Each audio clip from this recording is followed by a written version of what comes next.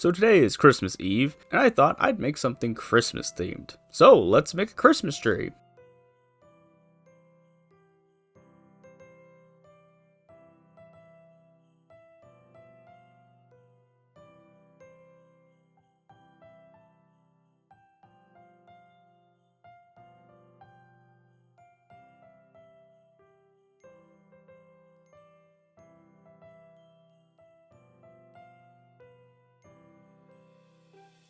And there we have our 3D printed Christmas tree, and I hope you all have a very Merry Christmas.